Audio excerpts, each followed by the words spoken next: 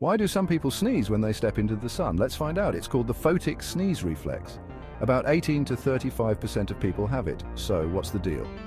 When bright light hits your eyes, it triggers a sneeze because of a quirk in your brain's wiring. Your optic nerve, which controls your eyes, and your trigeminal nerve, which controls sneezing, get their signals crossed.